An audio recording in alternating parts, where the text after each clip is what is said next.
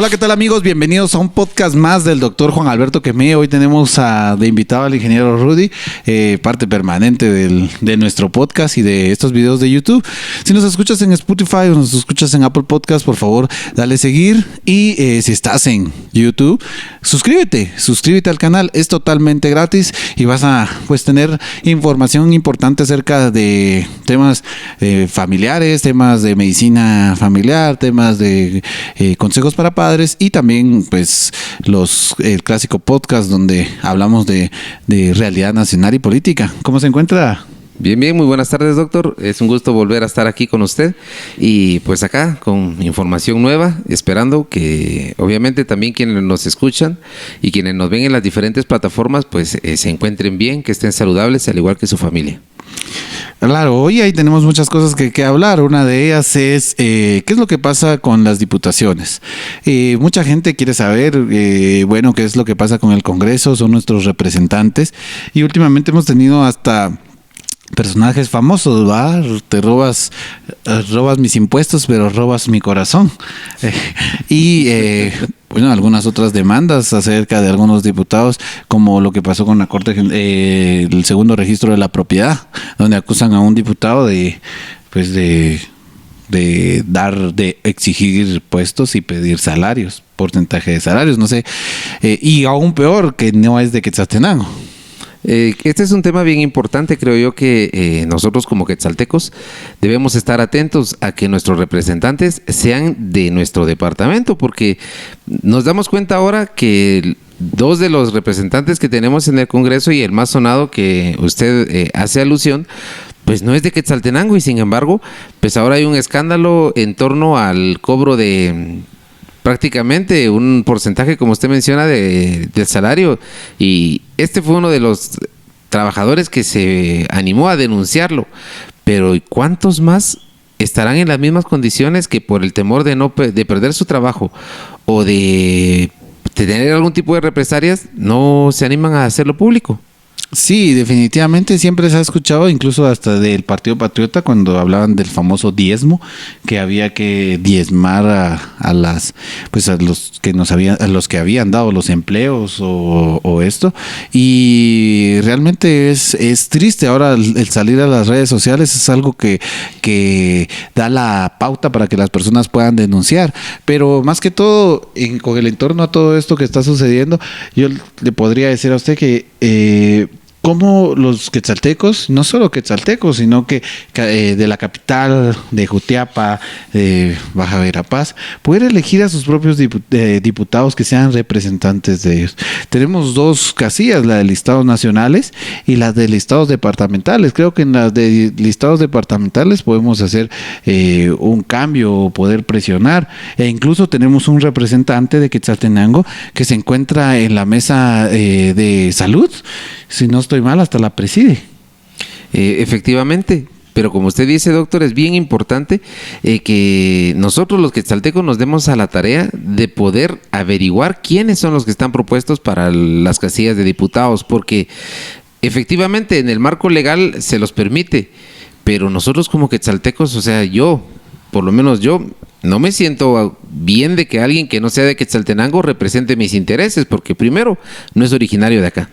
En segundo, alguien de Quetzaltenango que vele por Quetzaltenango, pero alguien de otro departamento obviamente no va a tener ese sentimiento, o por lo menos esas ganas de hacer algo por Shela, y ya nos damos cuenta que lo primero que se sabe de esta persona es un escándalo, no es algo positivo para el departamento.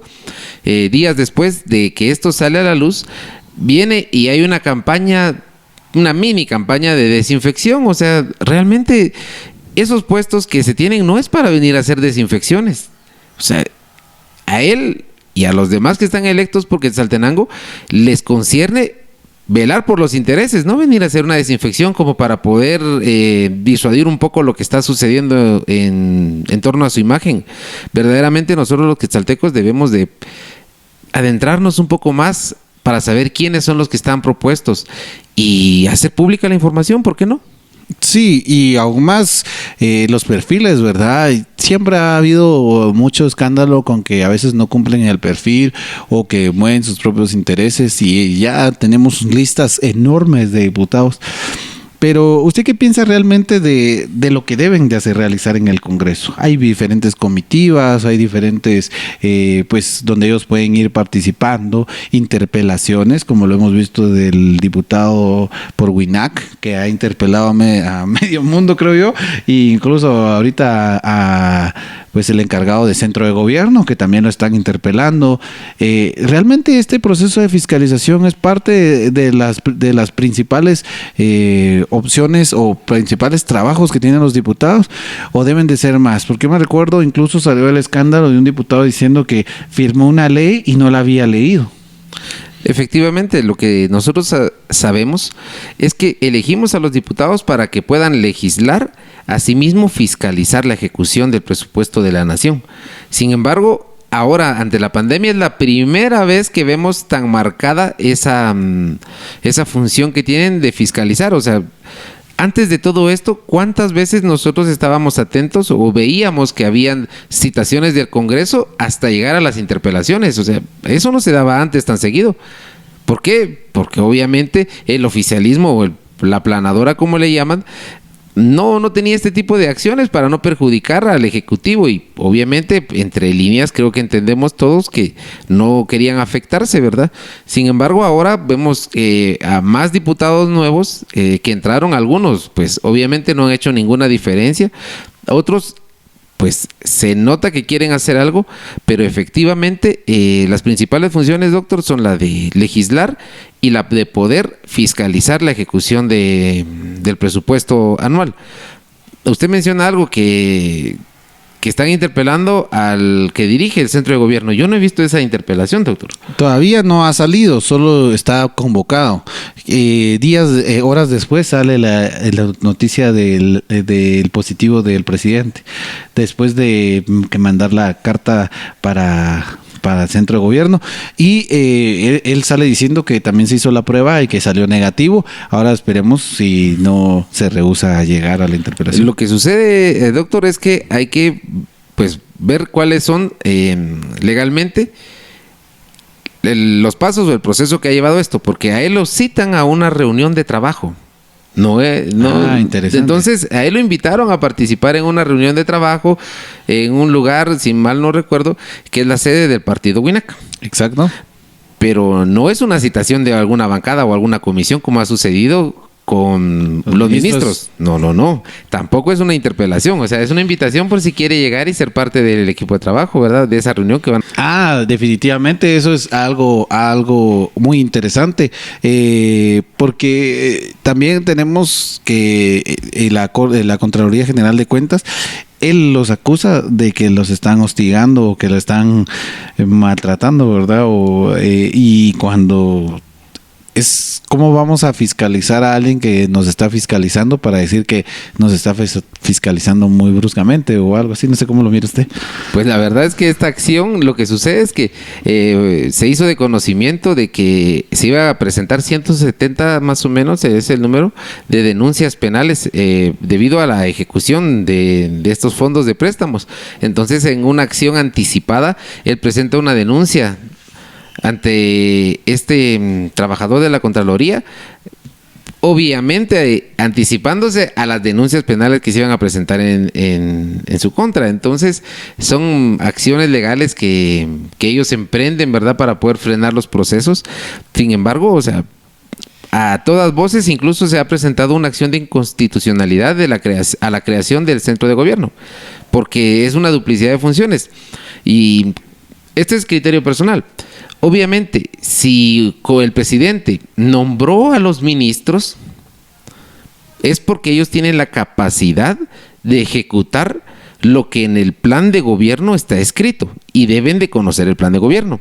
Una de las principales justificaciones de la creación del centro de gobierno es para que estos elementos que están presionando a cada ministro para que haga sus funciones. O sea, es como que usted contrate a un guardia de seguridad para que vea que el otro guardia de seguridad haga su trabajo. O sea, realmente, entonces, o contrata un buen guardia, o mejor no contrate, pero poner a alguien que vaya a presionar al otro para que éste presione al otro, no es lógico. Es un gasto innecesario.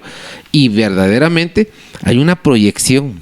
una proyección bastante fuerte, incluso en la inauguración del hospital de Escuintla, en donde, según la cartera a quien le corresponde y a la ministra, debería de haber inaugurado ese hospital, cortado la cinta, sin embargo ya fue relegada. O sea, estuvo, pero no tuvo un papel protagónico en la inauguración, sino que fue el famoso centro de gobierno. Yo creo que hay que estar atentos a ver si en algún futuro, pues, estos compañeros que están ahí no se postulan o no tienen alguna participación en las siguientes elecciones. Sí, y obviamente ahí tendríamos algún problema. Pienso que ha venido deteriorando la imagen y sale este positivo de el presidente. Incluso yo miraba, estaban haciendo un directo donde él estaba explicando sus laboratorios, su interleucina, su berritina, y que él se consideraba leve, y hablando ciertas cosas en este mover, ¿verdad? Donde todo pareciera ser cortina de humo. Hay una serie en Netflix que habla acerca de todo esto. Se llama, no recuerdo ahora el nombre, pero habla de alguien que se encarga de los gobiernos para poder generar cortinas de humo y eso es basado en una historia real. Es basado en una historia real, se las recomiendo, si la pueden ver en Netflix. Y también te recomiendo que te suscribas a este canal de YouTube y que te suscribas a Spotify. Pero de eso habla, o sea, ahora hablamos de net centers, hablamos de youtubers que hacen diferentes propagandas, y el Facebook, e incluso de eso hay muchas personas que tienen la teoría loca que es una pantalla de humo. ¿Qué piensa usted? Pues es un poco extraño que coincidan los hechos en el mismo lapso de tiempo. O sea, cabalmente empieza la presión fuerte porque, como le comentaba, hay una acción de inconstitucionalidad en contra de la creación del centro de gobierno, y que en esta etapa álgida de presión, en donde también se les hizo presión en las diferentes redes sociales a los diputados, jefes de bancada, para que pudieran citar al director del centro de gobierno, porque está obligado a rendir cuentas. O sea, pareciera como que es un superministro dotado de el poder total y que nadie, incluso ni el Congreso, lo puede citar, pues. Entonces ha habido bastante presión y casualmente en este pico de la presión el presidente sale positivo. Además, él en este directo que hizo mencionaba de que se tomaron un cafecito. Considero yo que no fue un cafecito. También acaban de pasar las fiestas de independencia, o sea, sé que están prohibidas las reuniones y todo, pero da mucho a qué pensar que haya sido un simple cafecito y que ahorita el resto de participantes del cafecito estén asustados, ¿no? Entonces, pues, sí, de ahí tenemos al ministro, a ministro de Cultura, nuevo, por cierto. Cambiaron a la ministra. La verdad es de que nunca les he visto algo a los ministros. Siempre tenemos presión para el ministro de Salud, ministro de Economía, el ministro de Finanzas, el ministro de Educación, el ministro de Comunicaciones, pero el ministro de Cultura y Deportes en realidad yo no le he visto, o sea, no he visto que hayan propuesto cosas nuevas, y me sorprende aún más cuando la CDAG y todo esto, por constitución, tiene presupuesto altísimo. O sea, yo estaba viendo el presupuesto que tiene la cartera de deportes constitucionalmente, y es casi la mitad de lo que recibe la Universidad de San Carlos, sino que es un poco más de la mitad, ¿no? E imagínense, la mayoría de la ejecución, aparte que la ejecución era bajísima de este ministerio, 970 puestos, 0.29, si mal no recuerdo, en una etapa de pandemia, con un gasto tan grande y una ejecución tan baja que en su mayoría era para el pago de los servicios profesionales. No, definitivamente no es. Siempre he tenido el sueño, y espero yo algún día poderlo ver, que Quetzaltenango, por su altitud, por su clima, dice que puede ser utilizado como un centro para entrenamiento de alto rendimiento de deportistas. En algún momento, yo siempre he pensado que el Valle Parajunoc y toda esa área tiene potencial urbanístico y logístico, ya que en algún momento por ahí va a salir una carretera que ya está planeada desde hace varios años y que es una parte fundamental de los pilares, según la mesa de competitividad, para mejorar la competitividad de Quetzaltenango, poder generar en estos lugares la ciudad deportiva, una ciudad deportiva de de alto rendimiento, con canchas de fútbol, de atletismo, de pesas, karate, donde puedan hacer concentraciones, incluso la selección nacional, e incluso antes de las Olimpiadas, e incluso, ¿por qué no?, alquilarlo para otros países centroamericanos que no tengan la capacidad. El Salvador sería no tienen muchos lugares con el clima que nosotros tenemos para poder hacerlo, pero miramos esas ejecuciones bajísimas, miramos falta de propuestas por parte de los ministros, miramos a una CDAG o una topada totalmente, miramos a exdeportistas queriendo llegar a las presidencias de las federaciones o de todas estas entidades que reciben parte del presupuesto nacional por orden constitucional, no hacer absolutamente nada. Es preocupante realmente. Creo yo que cada año es peor la situación que nosotros como guatemaltecos vemos, de la que nos enteramos, y esto siempre se ha dado. Lo que sucede es que ahora hay redes sociales como las que nosotros estamos usando en este momento para hacer pública la información. Antes, si recuerdan ustedes, en el caso en donde estuvo involucrado Albavisión, o sea, era una componenda tal en donde toda la información en los únicos medios que estaban disponibles para difundirla, pues se hacían los arreglos y nunca era pública. Y nos damos cuenta entonces de que estas plataformas, estas redes sociales han servido para que nos demos cuenta de la podredumbre que existe en todo nivel, en todo nivel. Segundo registro de la propiedad, que no lo habían tenido bajo la lupa y sin embargo ahorita está bajo la lupa, y esperemos que de todo esto algo bueno salga, que verdaderamente, incluso hasta la hermana del diputado estaba trabajando ahí. Y o sea, eso nadie lo sabía, pero la hermana trabajando ahí, y obviamente en la citación al registrador le hacen la pregunta de ¿por qué? Y empieza uno de los registradores auxiliares, si mal no estoy, bajo quien está a cargo esta persona de confianza, de que tenía todos los conocimientos y llenaba completamente el perfil y que se sometió a las pruebas. Pero, ¿qué pruebas? Porque es personal de confianza. Entonces, nos dice que hubo un proceso. ¿Cuándo fue público el proceso de reclutamiento y selección para esa plaza? ¿Qué exámenes les hicieron? ¿Quiénes participaron? ¿Y cómo es pues divertido? No sé si no fuera trágico, fuera cómico, que las plazas mejores pagadas, las plazas que tienen más poder, son plazas de confianza, ¿verdad? Incluso deberían de ser plazas de meritocracia, ¿no? De mérito de las personas que cumplan el perfil. E incluso miramos bajar perfiles para esto, ¿ah? Porque hablaban de que en el centro de gobierno había el que se cargaba de salud, era un médico con cierre de pensum de médico y cirujano, o sea que nunca se había graduado, solo había cerrado el pensum de médico y cirujano, y está fiscalizando a una doctora médico y cirujano con varias especialidades en salud pública, que en realidad es lo que está haciendo. Entonces, ¿qué estamos haciendo? ¿A qué personas tenemos? Y todo esto va con relación a quienes nosotros votamos, ¿no? Y regresamos a lo que habíamos hablado acerca de los diputados, ¿va? Tienen un increíble poder y las personas tienen la pantalla de humo que el alcalde es el que tiene la obligación de todo, cuando el alcalde, sus funciones están ciertamente limitadas.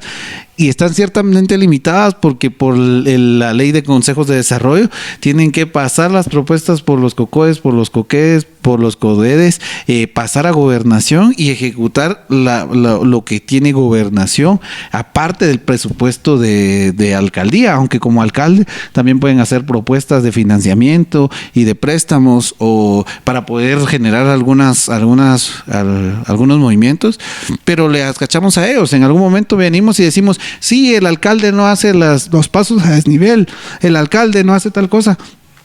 Pero eso es parte del ministro de Comunicaciones y es parte del presupuesto nacional que autorizan los diputados, donde no se ha ejecutado o no se han dado montos para ese tipo de implementaciones.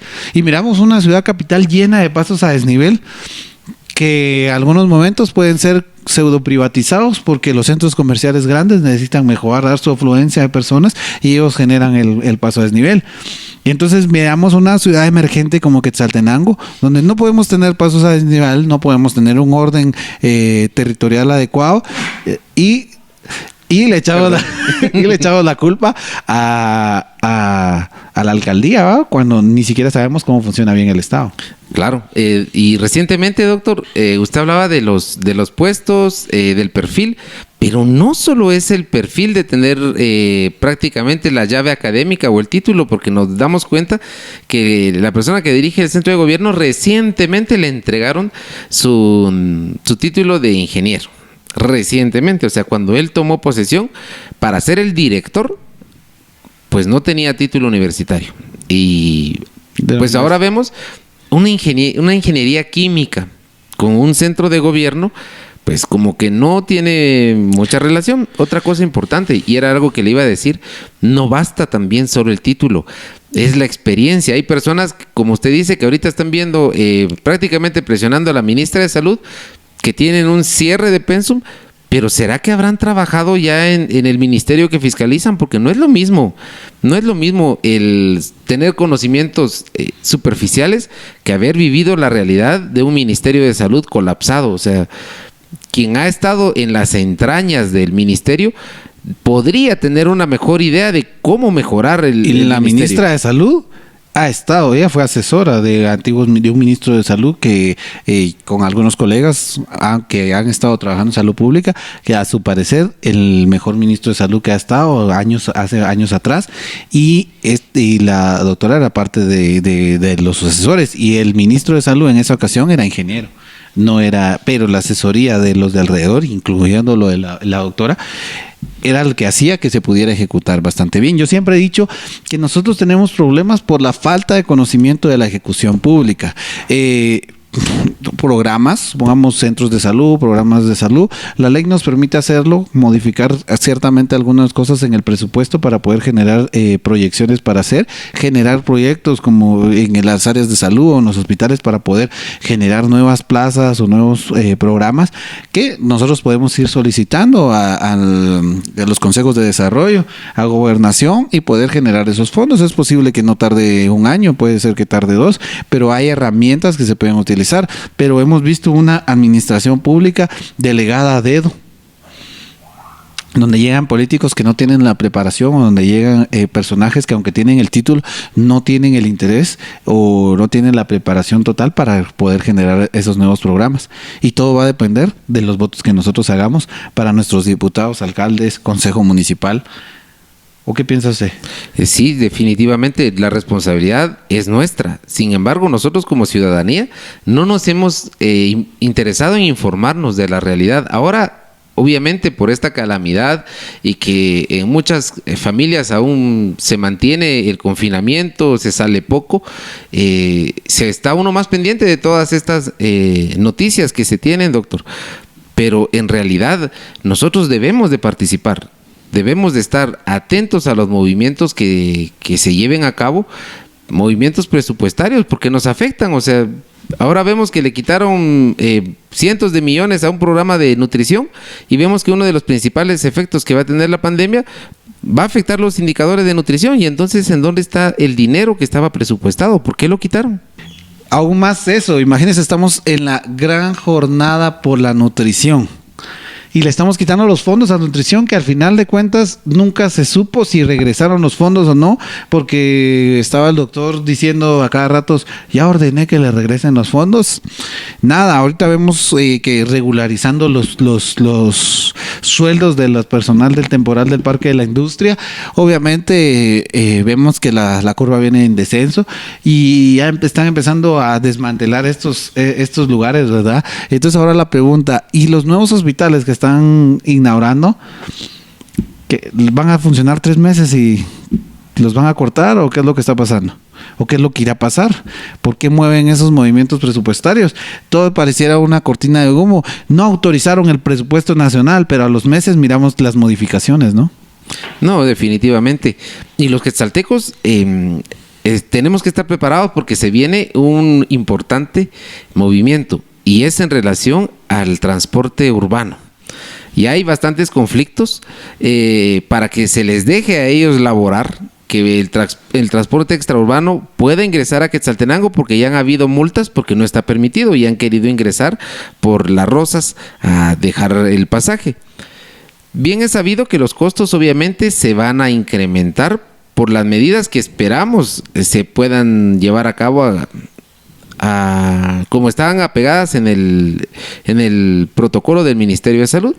Sin embargo, hay dos líneas que son importantes resaltar. La primera, el punto de vista de los empresarios transportistas, quienes en verdad no han tenido actividad económica ya más de 6 meses. Y obviamente son empresas que se crearon para poder tener una rentabilidad. Obviamente están todas las críticas de los usuarios a los malos tratos, al exceso de velocidad al que manejan, el poco mantenimiento de las unidades y los accidentes y las vidas que han cobrado. O sea, eso es innegable. Sin embargo, también hay personas que dependen de este transporte, que los costos se les han incrementado demasiado y también la movilidad les ha afectado. A criterio personal, se debería de velar porque se pueda autorizar el transporte, pero la comisión debería de poder evaluar a todas las unidades, desde la parte mecánica, así como la emisión de gases, porque el humo que desprenden muchos de estos vehículos es exagerado. Realmente me ha tocado ir varias veces atrás de algunas de estas unidades y ya no se mira, o sea, realmente por la cantidad de humo ya no se mira. Ahora la pregunta sería la siguiente. Hablando de países cercanos, Estados Unidos tiene una ley regulatoria donde en cada entrada de las ciudades tienen pesas, donde pesan la capacidad de los buses e incluso pueden hacer estudios de gases. Ellos tienen que pasar anualmente, tienen que poner su registro de que pasaron el registro de gases tóxicos, tienen que pasar, tienen que tener cierta cantidad de llantas, tienen que enseñar los servicios que tienen los camiones y buses para dejarlos transitar y tienen que estar de acuerdo con el peso que alcanza la misión. Y en el transporte público pues tienen las mismas regulaciones. Ahora la pregunta sería, ¿quién es el encargado de poder generar estas políticas o leyes estrictas? Somos guatemaltecos. Los guatemaltecos, si te dicen no te sientas aquí, te sentas y no hay nadie que te esté no lo está viendo, ¿verdad? Y pasa mucho y en cierta manera a veces los guatemaltecos no lo miramos, pero es corrupción a pequeñas escalas, ¿verdad? Está en rojo y me parqueo aquí para mientras conduce de emergencia. Yo sé que la infraestructura no hay parqueos adecuados o hay cosas que afectan para no generarlo, pero necesitamos esa fiscalización.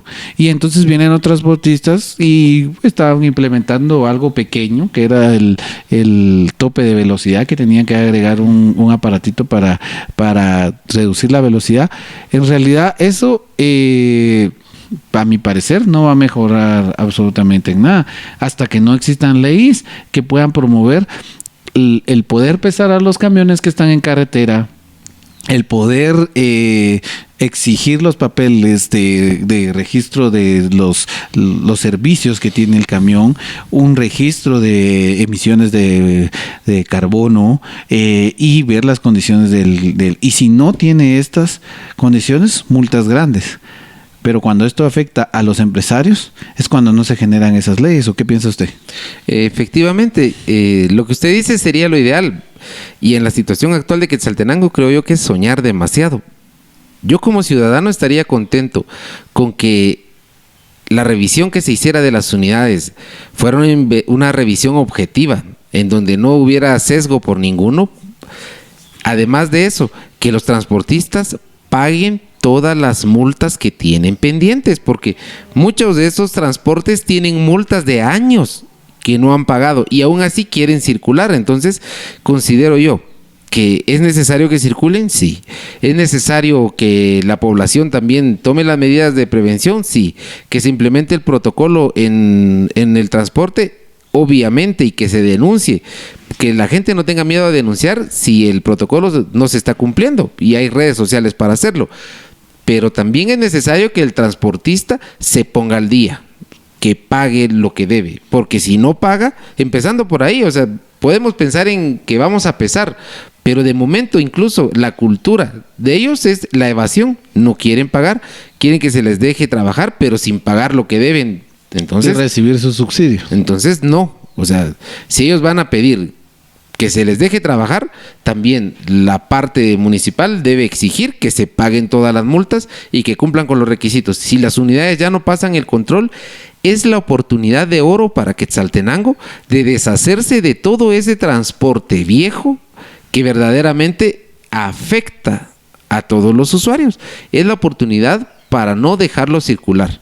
¿Por qué? No es posible que una empresa de transportes no considere dentro de su rol comercial la depreciación de los vehículos y la sustitución. O sea, eso, si no lo hacen, entonces es una mala administración y es su problema. Pero el transporte que se debe de prestar, el servicio debe ser de calidad para el quetzalteco. Entonces es la oportunidad de que no se dejen circular y que se pongan al día. Sí, yo siempre he dicho muchas cosas. Parte de los accidentes es la falta de regulación, camiones, buses extraurbanos, la falta de la infraestructura. Yo camino ahorita en Quetzaltenango y de repente hay hoyos enormes que traen al carro de una vez y a veces uno los quiere esquivar y eso puede provocar accidentes. Vemos calles colapsadas, cierre por reparaciones que lleva ya días, meses, porque contratan a 1, 2, 3 pelones que hagan el trabajo, trabajos grandes que deberían de ser firmemente ya establecidas, mucho desorden. Pero ahora la pregunta sería, tuvimos o tenemos aún, no sé cómo verlo, la oportunidad de oro de poder reorganizar los mercados. Mercados que están revueltos, están tomando las calles de Quetzaltenango, vemos un templo Minerva. Yo estaba viendo en algún momento un youtuber que se llama Morsa Viajera, que es de Guatemala, y él vino a Quetzaltenango y él en su video decía, tenía tantas ganas de venir al templo Minerva y que me decepcioné porque está totalmente descuidado. Y eso fue hace un par de meses atrás. Y él decía, está totalmente captado por las ventas de CP. Y incluso yo vi también otros youtubers que se llaman Viajero M, son 2 mexicanos que vinieron a Guatemala. Por cierto, ellos fotográficamente muy bien, no miré absolutamente nada de descuidos en mostrar suciedad o algo, sino que muy profesionales en su trabajo. Y ellos hablaban de que en Quetzaltenango habían estructuras que eran de Grecia. Porque en ese tiempo pues el presidente mandó a poner muchas cosas de esa infraestructura, incluso ellos lo hablaban ahí en el Teatro Municipal y hablaban del templo Minerva, que varias personas que estaban en estos templos que eran dedicados a la diosa Minerva y que son famosos, y tenemos uno de los templos más grandes totalmente descuidado, destruido, algo que podría servir para el turismo. Totalmente colapsado, vemos el Parque Central colapsado, del transporte urbano tomando las calles, las ventas informales tomando todo. Y como usted dice, es una oportunidad, la pandemia nos dio una oportunidad de tener ese ordenamiento. Sin embargo, no se le ve cara, más desorden.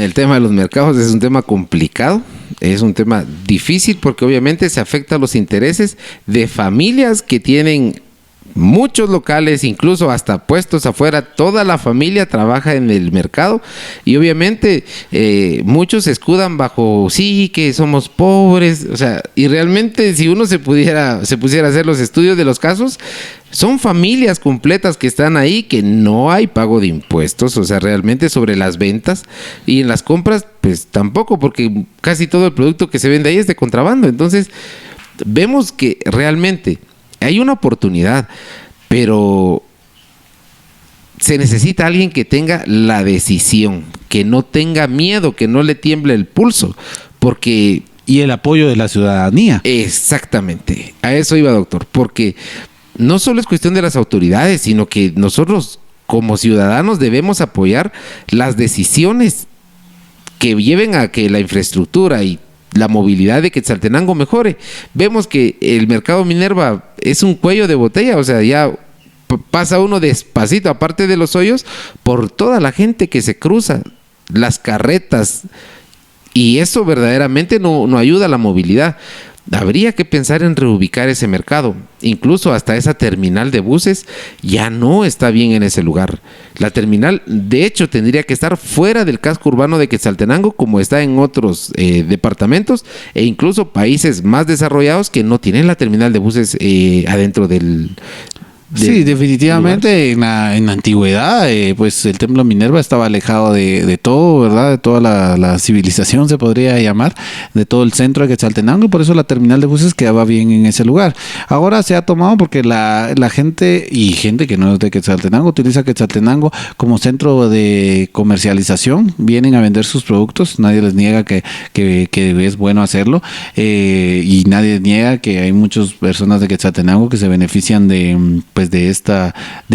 las compras que se dan en estos lugares, pero definitivamente debe haber un reordenamiento. Me admira Salcajá, que movió su mercado, su plaza para la autopista en un terreno enorme que tienen a la par de algunos edificios y donde hay como cierto parqueo, y muy bien, o sea, la sacaron del centro. Ahora venimos un mercado de la terminal que cada día más se va adueñando de las calles, una terminal que no debería estar en ese lugar porque definitivamente esa es una arteria principal que podemos utilizar para desfogar el tráfico, pero está totalmente cooptada por estos buses que deberían de estar en otro lugar. Pero para eso habría que hacer un estudio y la municipalidad tendría que estar anuente a hacerlo, va a generar un proyecto de una terminal nueva más desarrollada, se podría decir, para que los transportistas se quisieran ir allá. Incluso, de hecho, ya la hay. Hay algunas propuestas, y yo leía interesantes, de que la terminal se pudiese colocar en donde ahora está el hospital temporal de COVID, en Cefemerc. ¿Por qué no tener la terminal ahí?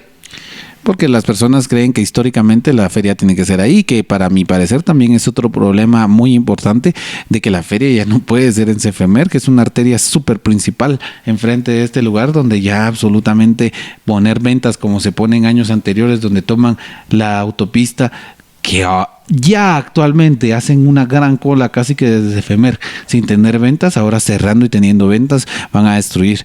Por eso siempre he dicho que el potencial que tiene el Valle Palajunoc para poder evolucionar y crecer al departamento es grandísimo. Mire qué es lo que está pasando con los centros comerciales. Mire Interplaza, ¿dónde está ubicado? Está ubicado en La Esperanza, porque ya estamos creyendo que el casco urbano o la parte construibles de Quetzaltenango son solo estas y ya no hay otras, y se están yendo a Salcajá, San Juan Ostuncalco, cuando podemos utilizar esa región que está en esos lugares donde está bellísimo, incluso está cerca del volcán y las vistas, todo se permite para hacer algo increíble y que Quetzaltenango evolucione, pero vemos el desinterés total, no sé. Sí, obviamente es la visión, ¿verdad, doctor? Que gobierno municipal tras gobierno municipal se va cambiando, no tenemos una ruta definida, algo que como quetzaltecos querramos lograr, sino que estamos siempre cada 4 años a la deriva, los problemas siguen siendo los mismos y nadie le puede dar solución, simple y sencillamente se apagan los fuegos que se encienden, pero no se previene, no hay visión a largo plazo para Quetzaltenango, y eso es algo que verdaderamente las generaciones anteriores no creo que puedan lograrlo. Ya nos corresponde a nosotros, a estas generaciones, tomar las riendas. Los que ya pasaron no pudieron, hicieron lo mejor que estuvo a su alcance y esto fue lo que nos dejaron. Criticar y hablar de más, pues ya no viene al caso. ¿Por qué? Porque ya no podemos solucionar nada de lo que ya pasó, pero sí podemos tomar las riendas de lo que podemos hacer por Quetzaltenango para los años que vienen. Y sí, tener una participación, incluso desde estos momentos, es como importante buscar un partido político que se perfile para algo perfecto para dentro de 3 años, lograr afiliarse y ya estando afiliado a ese partido poder presionar a los que estén en ese partido, porque si no pasaría lo mismo que siempre ha pasado. Aparece el partido en finales de tiempo y nunca ha trabajado, nunca ha tenido unas bases sólidas y ahí se está proponiendo, ¿verdad? Y hay personas votando por ellos. Sin embargo, si desde estos momentos nosotros miramos qué partidos están ya trabajando en Quetzaltenango para generar propuestas y políticas públicas para mejorar esto y poder apoyarlos, afiliarnos, y sabiendo que el afiliarse es poder llegar a las reuniones, exigir al partido, porque nosotros somos parte del partido. Creo que es algo sumamente importante, y como lo decía usted, el cambio generacional, ya basta de los de antes, es momento que los jóvenes hagan el cambio.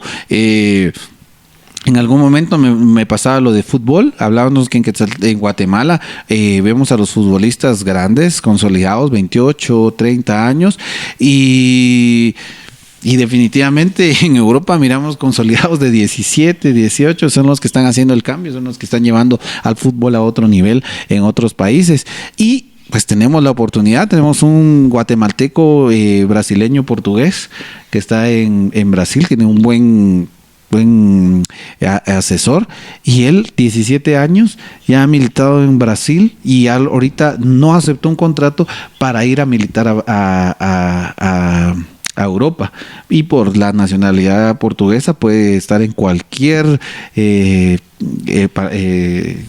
europeo, cualquier equipo europeo, sin ocupar plaza. Y entonces dice uno, bueno, ese joven va a ser grande, es un crack.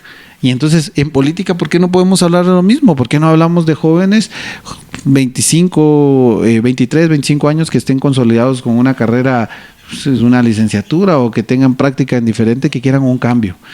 ¿Cómo un cambio? ¿Y cómo, y qué cree usted que podemos hacer con esas personas que siempre buscan su interés? Pasan Salcajá, ponen la ciclovía, y los vecinos de enfrente no quieren la ciclovía porque ya no pueden parquear sus carros y ya no pueden poner sus ventas en la calle.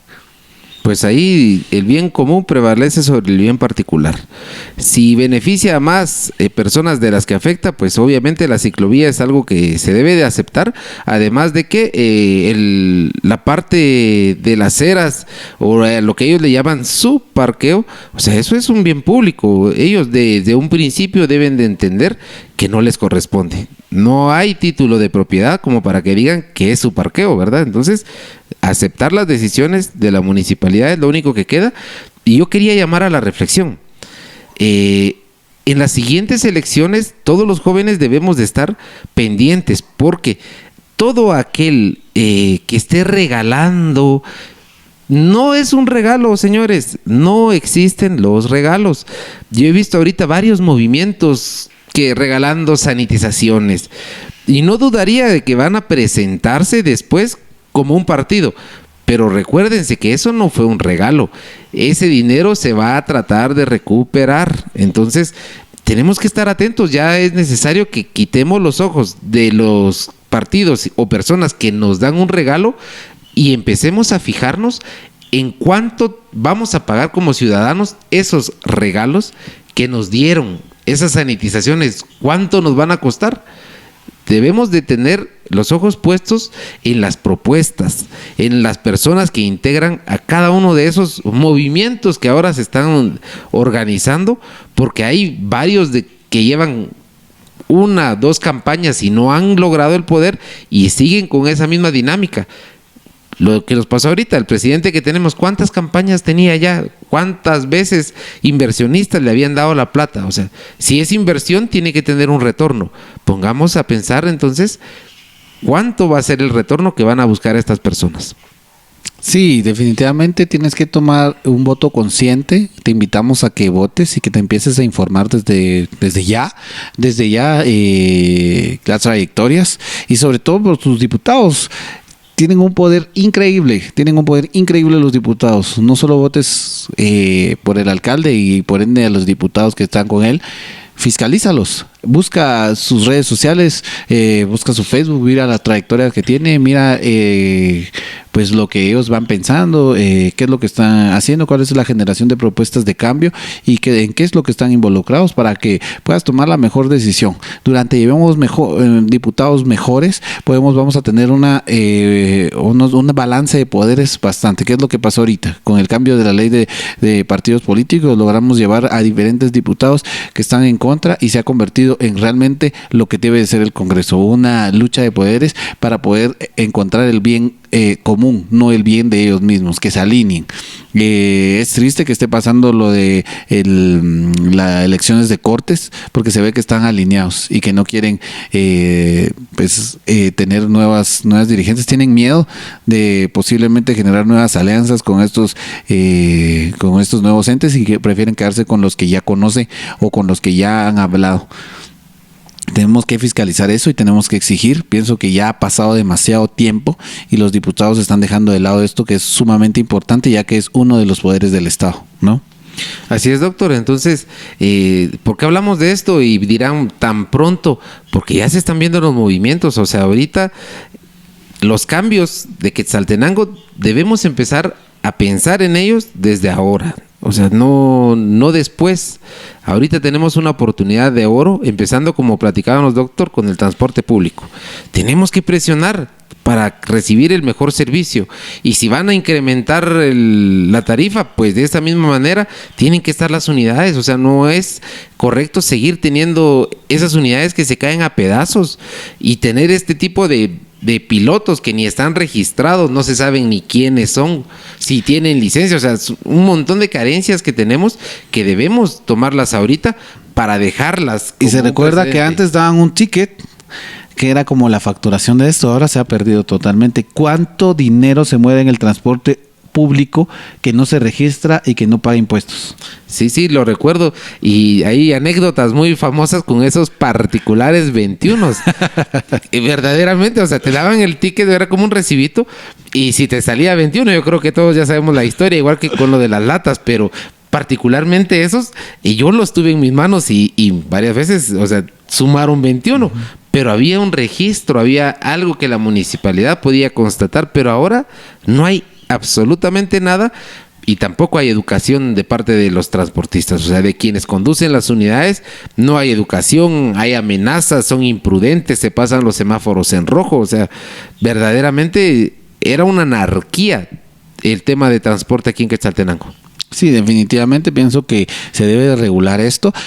Hablan en el Congreso en algún momento de generar alguna ley para regular las ventas en línea, cuando no regulamos estas cosas tan pequeñas, y cuando no regulamos el contrabando en las aduanas, cuando no controlamos el ingreso de productos. Y deje eso, ¿cómo vamos a controlar el ingreso de productos? No solo es en la frontera al pasarla, sino que es la fiscalización en los mercados. Bueno, mire, usted está vendiendo esto, enséñeme sus facturas, que la SAT llegue a los mercados y la facturación. Va a pasar lo que pasó ahorita, que les querían hacer el hisopado. No, de hecho, si alguien de la SAT llega a los mercados, es posible que lo quemen. Esto debe de ser un esfuerzo bien articulado entre los diferentes entes que velen por el bien del país, porque no quiere decir que porque son de mercado mejor que no facturen. No, señores. O sea, si queremos nosotros seguir siendo un país endeudado, pues ya tenemos la receta, seguir prestando en el extranjero. Ahora, si queremos ser un país productivo, todos los ciudadanos debemos ser responsables y saber que existen leyes que se deben de cumplir, pero obviamente a los intereses de las personas de los mercados esto no les conviene, pues, porque dice que se reduce su ganancia, y no es así, sino que ellos están quedando con esto que deberían de trasladar al Estado. Entonces, eso es algo que usted y yo vamos a pagar. Todos aquellos que sí pagamos nuestros impuestos, estamos teniendo toda esa carga de aquellos que no lo hacen. Sí, y definitivamente, así como ellos tienen la responsabilidad, nosotros y ellos tienen la responsabilidad de votar conscientemente, de votar por personas que tengan un plan de trabajo, informarnos, ver quién es el que va a llegar, de dónde es, cuál es el plan que él tiene, cuáles son, si es diputado, cuáles son las leyes que él quiere promover, qué es la fiscalización que va a tener en la región, si es alcalde, qué propuestas tiene para el mejoramiento de la vida. Todo el servicio público, toda esta articulación es por el bien común. O sea, ellos no llegan nada más para mandar, ellos llegan para regular que las personas vivan bien en la ciudad. O sea, esa es realidad, esa es la premisa fundamental de todo esto, ¿no? Sí, definitivamente. Y saber que como ciudadanos quetzaltecos, estos males de generaciones no se van a solucionar en 4 años, en un periodo de una alcaldía. Habrá que priorizar las necesidades de Quetzaltenango, pero no se le va a dar solución a todo. Eso es imposible. Si no se tiene un plan bien armado, esto no va a tener solución en 4 años, eso es seguro. Bueno, con esto nos despedimos, podríamos alargarnos más, vamos a ver qué es lo que más va saliendo en estas semanas de las noticias, esperemos tenerlo nuevamente con nosotros, ingeniero, y pues gracias a todos los que nos miran, suscríbanse al canal. Pues gracias a usted, doctor, y los invito a que estemos atentos a las declaraciones que está haciendo Alejandro Sinibaldi, porque ahorita también se viene una lucha importante de poderes por estos testimonios que él está dando, en donde varios diputados que están actualmente y que han estado en legislaturas anteriores están implicados. Entonces, mucho ojo, estemos atentos. Próximamente vamos a hablar del tema, doctor. Y claro que sí. Muchas bendiciones, cuídense y pues que estén bien.